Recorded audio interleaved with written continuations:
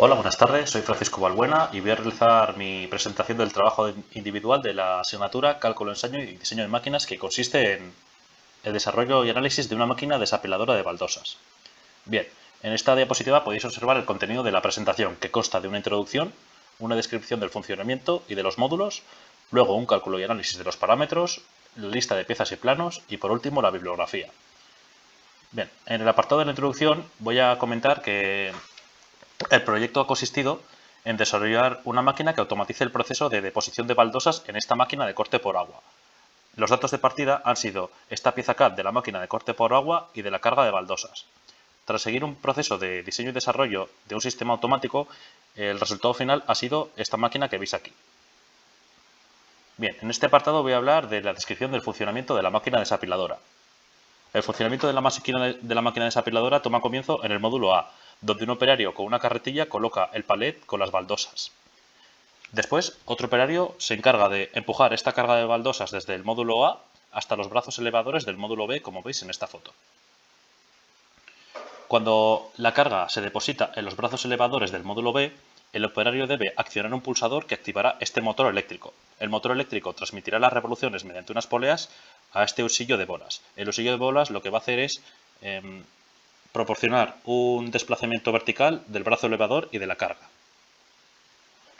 Bien, el siguiente paso es la elevación y el giro de las baldosas. Cuando el operario acciona el motor, la carga de las baldosas va subiendo hasta hacer contacto con las ventosas de este brazo de giro del módulo C. Cuando las baldosas hacen contacto con las ventosas, se activa un final de carrera que activa el compresor y activa la succión de estas ventosas para que puedan succionar las baldosas. Cuando las baldosas son succionadas por las ventosas, se acciona otro final de carrera que activa este cilindro neumático lineal que veis aquí, produciendo un desplazamiento vertical del módulo C y del brazo de giro, haciendo que se eleven las baldosas. Bien, el siguiente paso es la elevación y el giro de las baldosas.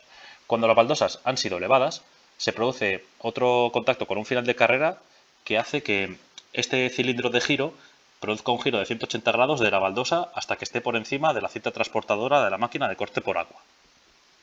Cuando la baldosa está encima de la máquina de la cinta transportadora, se acciona otro final de carrera que lo que hace es que el cilindro lineal que estaba elevado descienda otra vez, haciendo que la baldosa se deposite en la cinta transportadora. Cuando la baldosa se deposita en la cinta transportadora, se produce un movimiento de avance de la baldosa al interior de la máquina para que pueda ser mecanizada. Mientras la baldosa está siendo mecanizada, otro final de carrera se acciona y lo que hace es seguir elevando la carga de baldosas hasta que hagan contacto con la ventosa. Cuando se hace contacto con la ventosa, el cilindro lineal se vuelve a elevar, repitiendo así el proceso. Bien, en este apartado de la descripción de módulos voy a hablar primero del módulo A, que consiste básicamente en unos perfiles ISO colocados de esta manera y que llevan alojados unos ejes metálicos. Esos ejes metálicos van asegurados mediante tapas y pasadores, como veis en esta foto. También estos cilindros metálicos lo que hacen es albergar o alojar unos cilindros de caucho para mejorar así el desplazamiento de la carga al módulo B. Bien, a la hora de hablar del módulo B, consta principalmente de una columna principal con una base cuadrangular y unos nervios triangulares. También se encuentra el brazo de elevación, que son dos chapas unidas por perfiles ISO. Este brazo de elevación se ve unido al husillo de bolas mediante este acople que veis aquí. También está el soporte del motor, que es una chapa doblada 90 grados con 4 agujeros para colocar los tornillos y ensamblar el motor. Otras piezas que componen el módulo B son los acoples para poder insertar la polea y una junta tórica para reducir la fricción. También hay una tapa que se coloca en la parte superior de la columna principal. Esta tapa se une a la columna principal por medio de estas pestañas de unión. También se encuentra el husillo de bolas y el acople de bolas, que lo que hacen es acoplarse al brazo elevador para así transmitir el movimiento vertical. Por último está el módulo C, que es muy parecido al módulo B. Consta de su columna principal, con una base cuadrangular y unos nervios triangulares. Consta también de un cilindro lineal y de un cilindro de giro. En la parte superior del cilindro de giro se ve acoplado mediante 4 tornillos el subensamblaje del brazo de giro, que lo que hace es, como habéis visto, succionar las baldosas y girarlas. Bien, el siguiente apartado es de cálculo y análisis de parámetros. El primer elemento que ha sido necesario calcular ha sido el motor trifásico. Entonces, los datos necesarios para calcularlo han sido las dimensiones de las baldosas, el material y su densidad. Con todo esto puedo calcular la masa de una baldosa, de las 28 baldosas y el tiempo de desplazamiento. Tras calcular eso, calculo los parámetros del motor, añadiendo un factor de carga de 50 kilos para calcular la carga de trabajo, la velocidad requerida y la potencia requerida. La potencia requerida ha sido calculada con esta fórmula de aquí. A esa potencia requerida le aplicamos un factor de seguridad de 2 para obtener la potencia que necesitamos.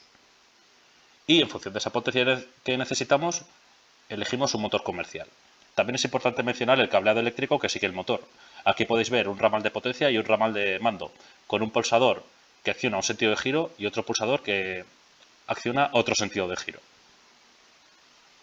Bien, los siguientes cálculos a realizar han sido el de los actuadores neumáticos. Aquí podemos ver el momento resistente para calcular el cilindro lineal. El momento resistente simplemente consiste en calcular la masa de una baldosa por la distancia de esa baldosa al cilindro lineal, como veis aquí. Con ello calculo el momento resistente y en función de este momento resistente, pues selecciono un cilindro comercial. Cuando he seleccionado el cilindro lineal, lo que hago es seleccionar un cilindro de giro que más o menos tenga un momento de giro o un momento resistente parecido al cilindro lineal. Por otra parte, también calculo las poleas, aunque no ha sido necesario hacer demasiadas cuentas, ya que simplemente he tenido en cuenta la distancia entre centros y la deflexión. Cuando he realizado los cálculos, selecciono una polea con ranura trapezoidal de un canal y con estas dimensiones que veis aquí. Y en función de esa polea, selecciono una correa trapezoidal. Los últimos cálculos que he realizado han sido los del brazo de giro. Aquí podéis ver una tabla con sus propiedades físicas y aquí una foto con las condiciones de ensayo, para averiguar qué resistencia tiene. Aquí podéis ver las restricciones de pasadores, las restricciones fijas y demás. Se aplican 6 cargas los puntos de las ventosas y se les aplica un coeficiente de amplificación. Tras esto, introduzco los datos en el ordenador y me da estos resultados. Una tensión de Von Mises de 107 megapascales, un desplazamiento de 0,28 milímetros y un coeficiente de seguridad entre 2,5 y 15, lo cual es suficiente. Bien, en este apartado de lista de piezas y planos he realizado dos listas. La primera es la lista de materiales mecanizados, la lista de elementos mecanizados, mejor dicho, que constan del código de la asignatura y un número de referencia. Por otro lado está la lista de elementos normalizados que van organizados según en el módulo en el que se ubican. Por otra parte están los planos, que he desarrollado el plano de conjunto. Por otra parte podéis ver el plano de subconjunto, el plano de módulo, mejor dicho, y aquí el plano de subconjunto. Los planos de subconjunto se juntan y forman pues, un módulo completo, como habéis visto. Y los planos de subconjunto se ven a su vez realizados por las piezas individuales, como podéis ver aquí. A veces las piezas individuales, como podéis ver en esta foto de aquí, son directamente insertados en los planos de módulos o subconjuntos para poder ahorrar la realización de planos. En este último apartado voy a mostrar la bibliografía que es en la que me he apoyado para realizar el proyecto. Y aquí llego ya al fin de la presentación. Espero que os haya gustado y muchas gracias por escucharlo. Un saludo.